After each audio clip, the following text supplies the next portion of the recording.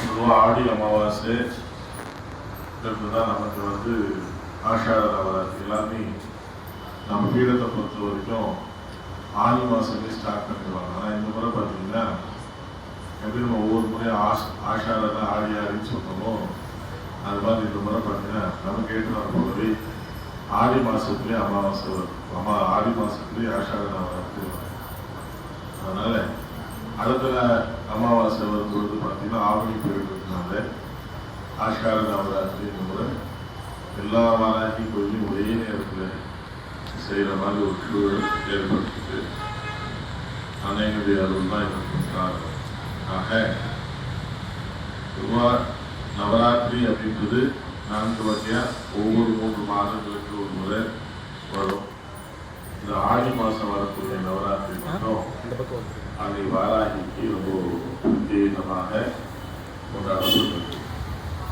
இதில் ஒரு விஷயம், நமக்கு எங்கேயுமே நவராத்திரி மாதிரி தான் அம்மாவுக்கு புரிஞ்சுட்டு இருக்கோம். அதனால் நம்ம பொறுத்த வரைக்கும் இதில் ஒரு பெருசாக புதுமைப்படுத்தியோ வேற்றுமைப்படுத்தியோ வழங்குறதுக்கு இல்லை.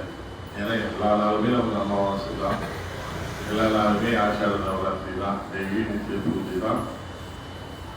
நவராத்திரியில் எப்படி செய்யறோமோ அதே மாதிரி தான் எல்லா நாட்களும் நம்ம செய்யறதுனால நம்ம சேவார்த்திகளுக்கு இது ஒரு பெரிய மாற்றமாக தெரியறதுக்கு வாய்ப்பு இல்லை. இருந்தாலும் வெளியிலிருந்து வரக்கூடிய பக்தர்கள் நிறைய இந்த பேப்பரில், யூடியூப்பில், வாட்ஸ்அப்பில், ஃபேஸ்புக்கெல்லாம் பார்த்துட்டு அம்மாவுக்கு நவராத்திரி, ஆஷாட நவராத்திரி, அம்மாவுக்கு நவராத்திரி என்று ஒரு எதிர்பார்ப்பு கூட நிச்சயமாக வருவாங்க.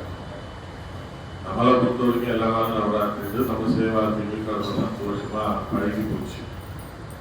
ஆனால் புதுசாக புதுமையாக அன்னையின் மீது பற்றுக்கொண்டு பாசம் கொண்டு அன்னையின் கருணையால் ஆட்கொள்ளப்பட்டு பூஜிப்பவர்களுக்கு நிச்சயமா ஏதோ ஒரு எதிர்பார்ப்போடு தான் ஆலயத்தை நோக்கி வருவாங்க.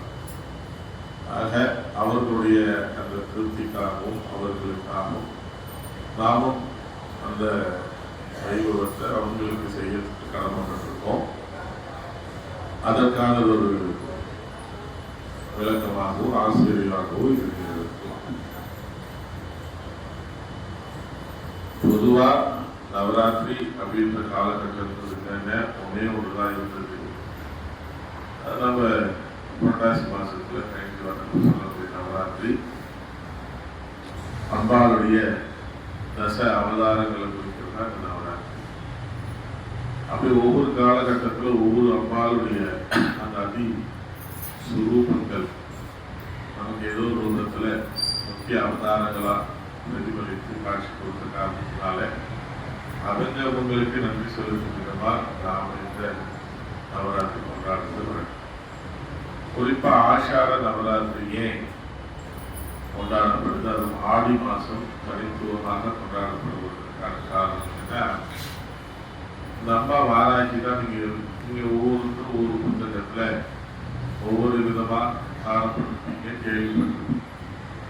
ஆனா உண்மையும் சொல்ல போனா இந்த அம்மா வாராகி தான் பூமி தாய், பூமியை ரட்சிப்பவர், பூமியை காப்பவர், பூமியினுடைய ரட்சகி, பேருன்னா சொல்லலாம். அப்ப இந்த பூமியில ஏற்படக்கூடிய தட்பவெப்ப மாற்றங்கள், கால மாற்றங்கள் இதெல்லாம் எப்ப நடக்கும்னா ஆடி மாசத்துக்கு தான் ஏற்படும். பொதுவாக ஆடி காற்றுக்கு அம்மியும் நாங்கள் சொல்லுவாங்க. அந்த அளவுக்கு காற்று அதிகமா இருக்கும். இந்த காற்றின் சுழற்சியால தான் தட்பவெப்ப நிலைகள் எல்லாம் மாறுபடுது. குளிர் பிரதேசமோ குளிர்காலங்களோ வெப்பம் தணிஞ்சு குளிர ஆரம்பிக்கிறதுக்கு இடையில முழுவதுமாக இந்த பூமி பிரதேசம் காற்றால வாயு மண்டலத்தால ஈர்க்கப்பட்டிருக்குன்னு சொல்லலாம். அது மாத்திரம் இல்லாமல்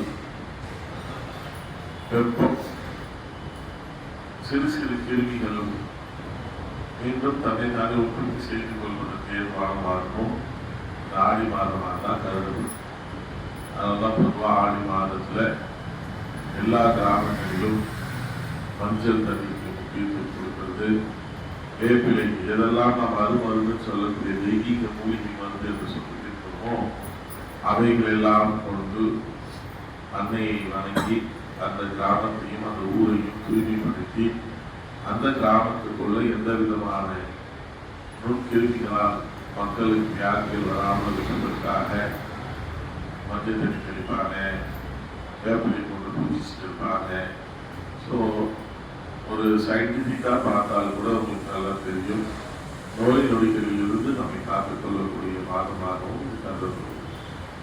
எல்லா பாலுக்கும் உகந்த படையல் போடுவதற்கும் பூஜிப்பதற்கும் அனைத்து கிராம தேவதைகளுக்கும் எல்லா தெய்வதைகளுக்கும் இந்த மாத காலகட்டத்தில் தான் பூஜைகளும் படையல்களும் போட்டு அவர்களை குளிர்விச்சு அவங்களுடைய அனுக்கிரகம் பெறுவதற்கு இந்த மாதத்தில் தான் தேர்ந்தெடுக்கிறார். அப்படி ஆடி மாதம் என்றாலே அன்னை வழிபாட்டுக்காகவும் சாத்தத்தில் அன்னை செய்யக்கூடிய அத்தனை வழிபாடுகளும் இந்த மாதங்களில் தான் நடைபெறும். இன்னொரு வைபவமும் நடைபெறும். ஆடி 18 ஆடி பெருக்குன்னு சொல்லுவாங்க. இந்த ஆடி பெருக்கு நீர்நிலைகளில் போயிட்டு அவரவர்கள் பூஜைகள் செய்து அதற்கு அந்த நிலங்களை உழுது அந்த நிலத்தில் வந்து பயிரிட்டு மீண்டும் அவர்களுடைய வாழ்வாதாரத்தை மேம்படுத்துவதற்கான காலமாக பார்க்கிறது. நிலம் பயிரிடுறதுனாலே தேவை என்ன? ஏற்கலப்பை மூலத்தை. நம்ம அப்பாளுடைய ஆயுதம் ஏற்கலப்பை மூலத்தை தான். முன்பு இந்த ஆடி 18 என்கின்ற வைபவமே அன்னை வாராகிக்காக செய்த வைபவமாகத்தான் இருந்திருக்கின்றது. பிற்காலத்தில் அது மருகி வெறும் ஆற்றங்கரை ஓரத்தில் நடைபெறுகின்ற வழிபாடாக மாறிவிட்டது. தெய்வத்தின் பேர் சொல்லாமல் இயற்கை வழிபாடாக மாற்றம் செய்யப்பட்டுவிட்டது. ஆனால் குறிப்பாக சொல்ல வேண்டும் என்றால் இந்த ஆடி 18 வைபவம் என்பதே அன்னை வாராகியை வணங்கி பூமியை, இந்த பூமி தாயான பூமியை அவளிடத்தில் உத்தரவு கேட்ட பிறகு இந்த பூமியில் தானியங்கள் இவைகள் எல்லாம் விதைப்பதற்கும் புதுமையாக விவசாயம் செய்வதற்கும் உத்தரவு கேட்ட அன்றைய நாள் ஆரம்பமாகின்ற நாளாக கருதப்பட்டது. அதுவே அன்னைக்கு பொன்னாளாகவும் கருதப்படுகிறது. ஆக ஆடி 18 வைபவம் என்பதும் இந்த அன்னைக்கான வைபவமாகவே நம் முன்னோர்கள் வணங்கி வந்திருக்கிறார்கள் என்பது இதன் மூலமாக நாம் தெரிந்து கொள்ளக்கூடிய. ஆக நம்முடைய ஸ்ரீசக்தி வாராகி பீடம் கோபாலபுரமாகட்டும் மற்றும் நம்முடைய ஸ்ரீஸ்தலம் ஸ்ரீ வாராகி கஷேத்திரம் பள்ளிமுண்டாவிலும் இந்த வைபவத்தை சிறப்பாக கொண்டாடும் பொருட்டு மாலை வேளையிலே இன்னைக்கு அமாவாசை, இந்த அமாவாசை நன்னாளில் அம்மாவை பூஜிச்சுட்டு எல்லா கரட்சிகளாக வச்சுட்டு இப்பொழுதுதான் நம்ம பூர்ணத்துவா வைபவம் கொண்டாடினோம். அது முடிஞ்சது. எல்லோரும் மாலை அணிந்து அன்னைக்கு தங்களுடைய காணிக்கைகளை செலுத்தினார்கள். ஆக நாளை முதல் ஆஷாட நவராத்திரி நம்முடைய பீடத்திலும் கொண்டாடப்பட